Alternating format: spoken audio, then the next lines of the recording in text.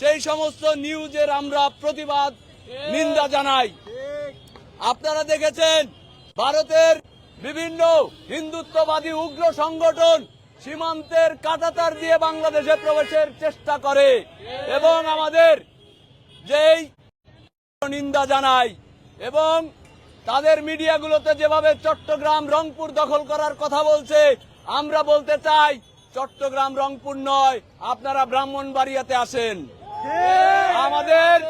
আমরা ব্রাহ্মণবাড়িয়া দিয়ে আপনাদের সাথে খেলতে চাই।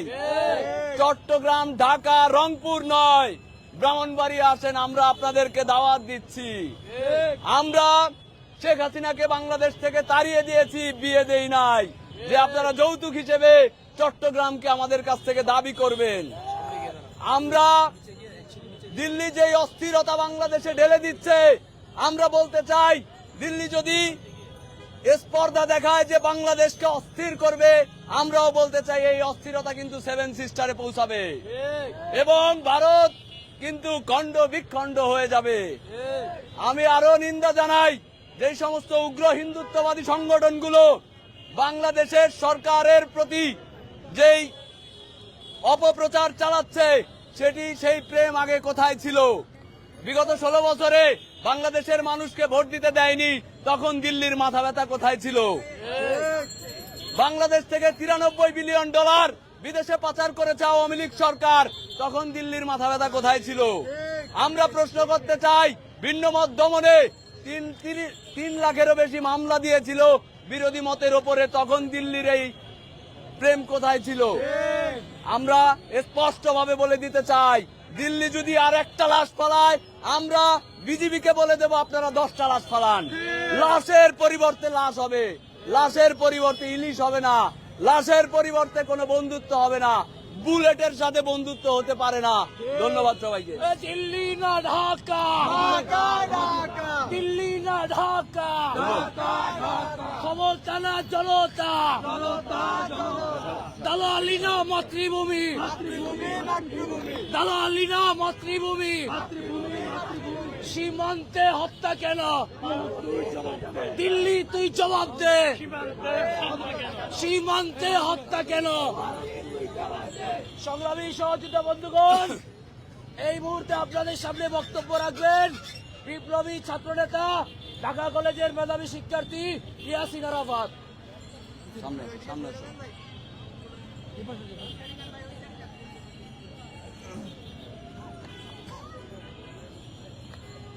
এতগুলাকে ভাই ধরেন জি, একগুলো ধরেন।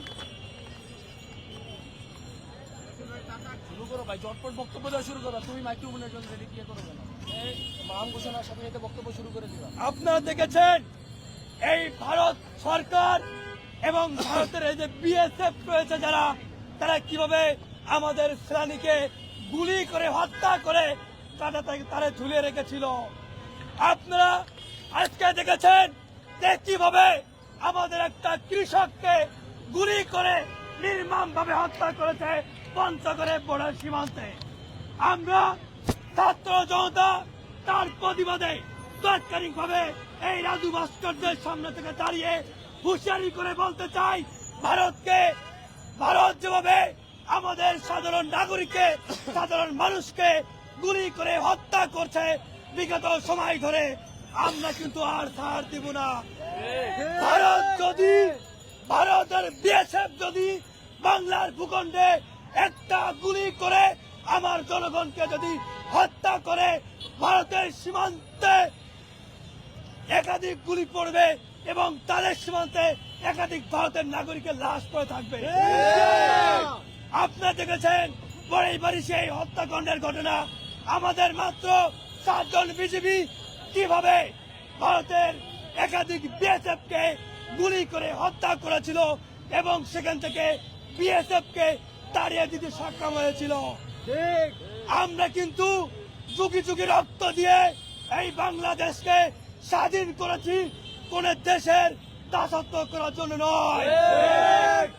আমরা ছাত্র জনতা এই 24-এর গণঅভ্যুত্থানের রক্ত দিয়ে যে নতুন বাংলাদেশ গঠন করেছি, এই বাংলাদেশে দাঁড়িয়ে বলছি, ভারতের সঙ্গে এবার থেকে কথা হবে চোখে চোখ রেখে কোন নরম চুলের কথা হবে না।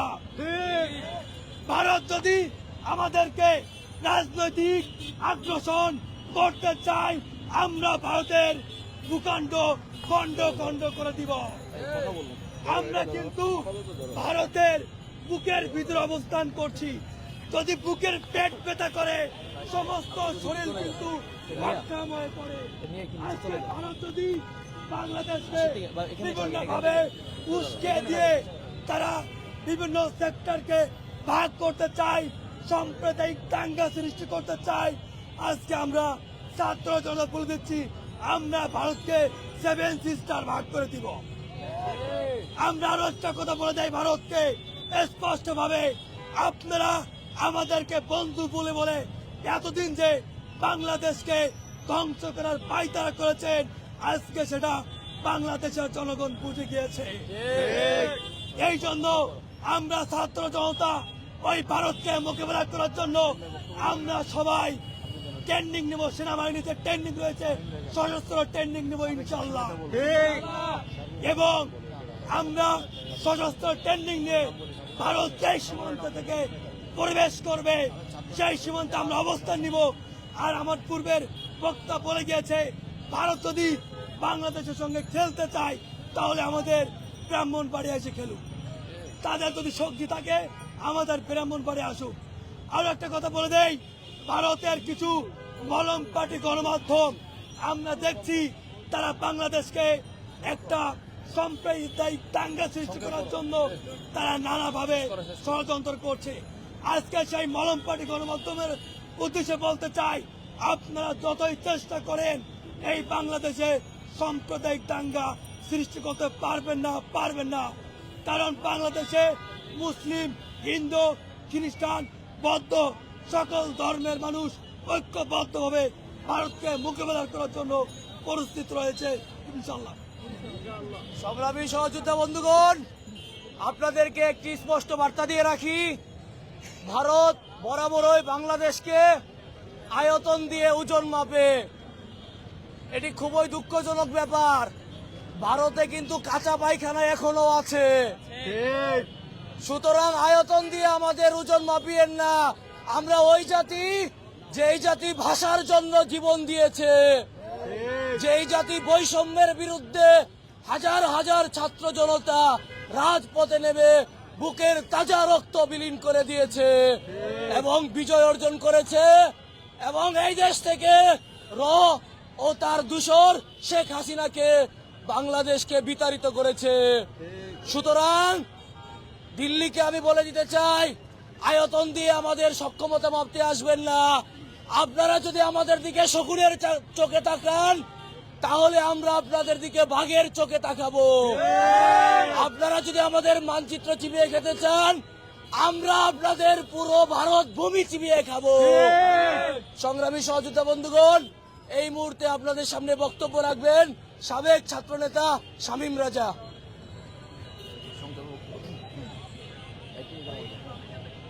ভারতীয় আগ্রাসন এবং ভারতের যে দাদাগিরি তা আমরা ৭১-এর পর থেকেই স্পষ্টভাবে দেখতে পেয়েছি।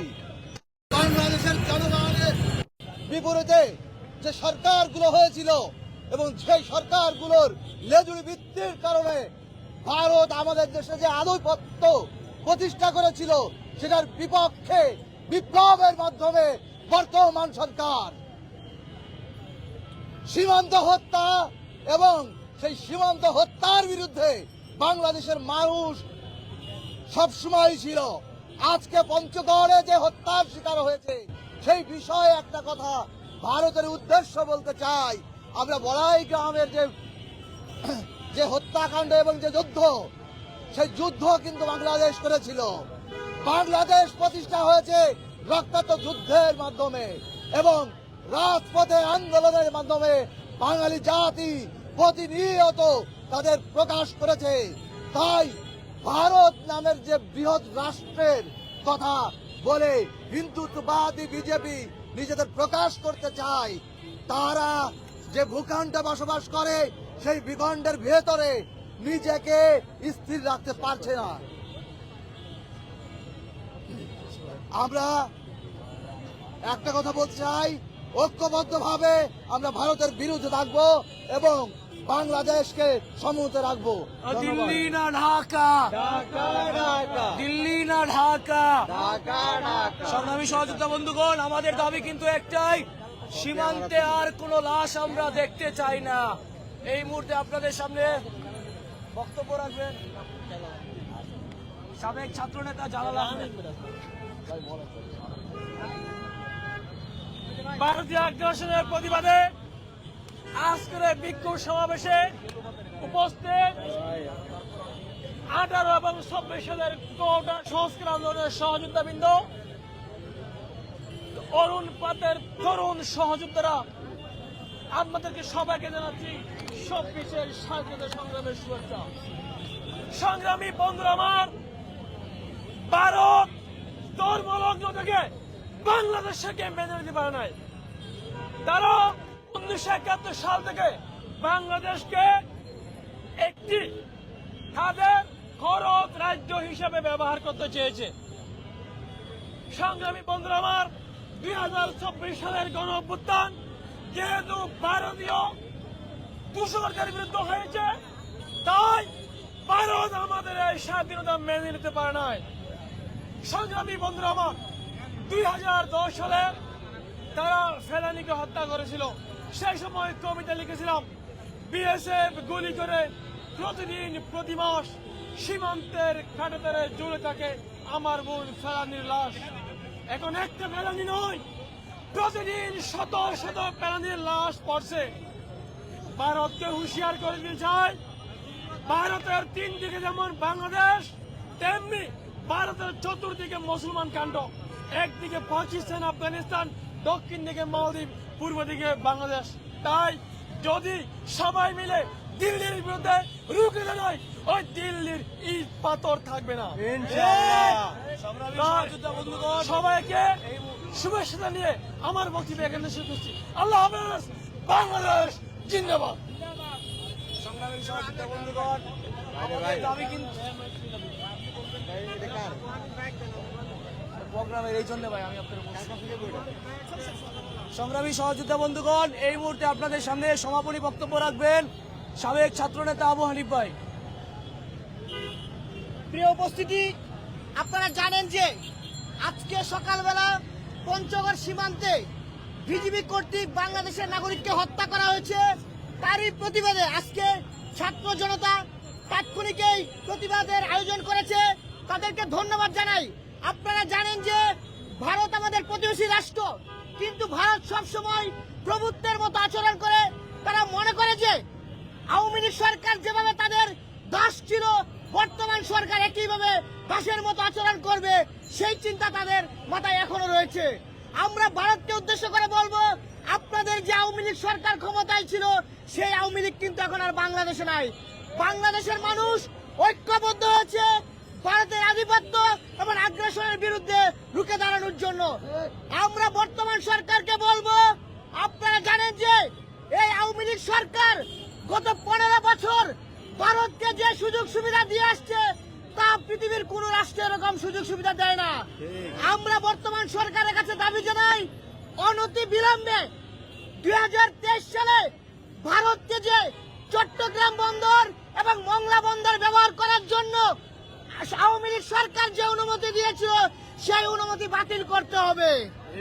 একইভাবে বর্তমান সরকারকে বলবো, আপনারা ভারতের আগ্রাসনের বিরুদ্ধে আরো বেশি সোচ্চার হন। আমরা দেখেছি ভারতের যে গণমাধ্যমগুলো রয়েছে, সেগুলো বাংলাদেশকে নিয়ে প্রতিনিয়ত গুজব ছড়াচ্ছে। অন্তর্বর্তীকালীন সরকারের প্রতি আহ্বান, আপনারা এই গুজব প্রতিরোধের জন্য বাংলাদেশের গণমাধ্যম যেন শক্তিশালী ভূমিকা রাখতে পারে, সেই ব্যবস্থা করুন। আজকে এখানে যারা উপস্থিত হয়েছিলেন, সবাইকে ধন্যবাদ জানিয়ে আমি আমার বক্তব্য শেষ করছি। আসসালামু আলাইকুম।